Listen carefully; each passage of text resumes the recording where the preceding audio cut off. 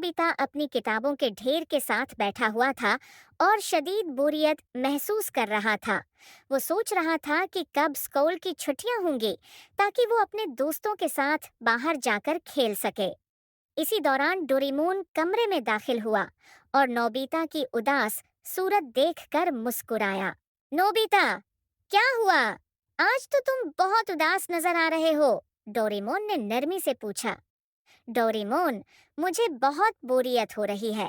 पढ़ाई खत्म हो ही नहीं रही और दोस्तों के साथ खेलने का वक्त ही नहीं मिल रहा, नोबिता ने मायूसी से कहा। डोरेमोन ने एक लम्हे के लिए सोचा, फिर अचानक इसके जहन में एक ख्याल आया।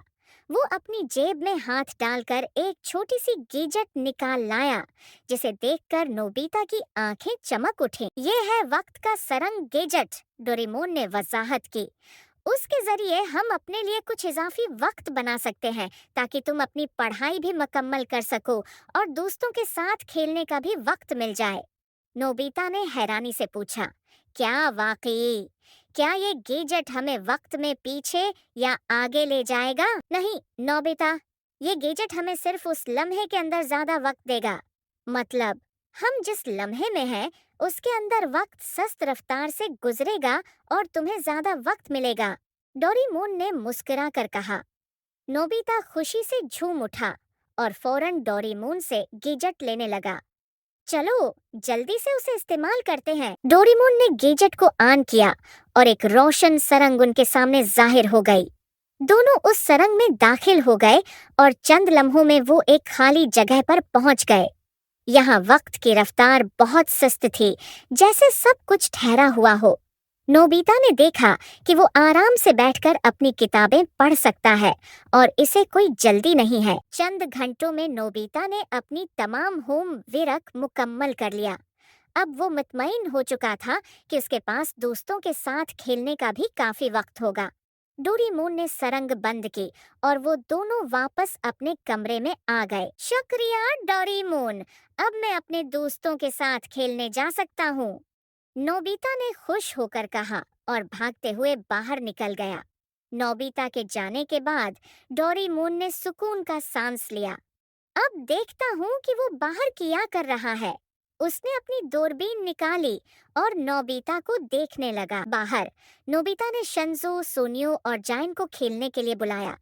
सभी ने मिलकर क्रिकेट खेलने का फैसला किया, लेकिन जाइन, जो हमेशा अपनी ताकत पर फख्र करता था, ने कहा, मैं बैटिंग करूंगा और कोई मुझे आउट नहीं कर सकता।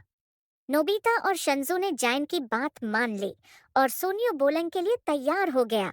जैसे ही सोनियो ने गेंद फेंकी, जाइन ने पूरी कुव्वत से बैट घमाया, लेकिन वो गेंद को हट करने में नाकाम रहा और गेंद सीधा नोबिता के पास चली गई। नोबिता ने हिम्मत करके गेंद को पकड़ लिया और फौरन वक्त पर फेंका।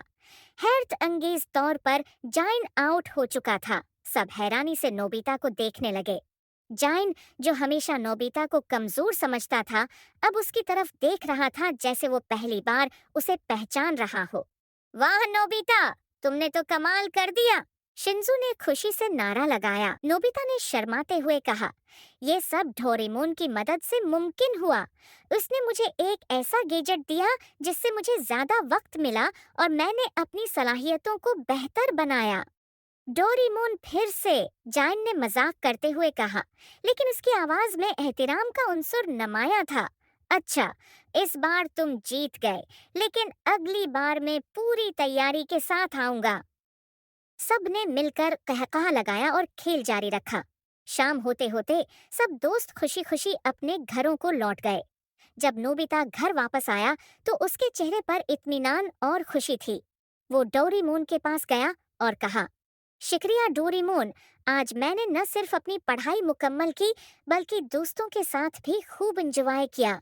तुम्हारी मदद के बगैर ये सब मुमकिन नहीं था।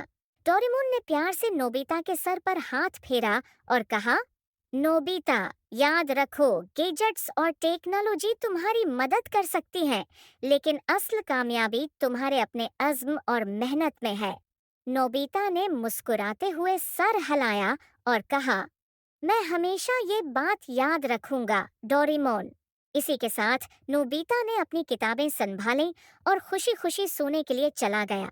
आज का दिन उसके लिए नहायत खास और यादगार था।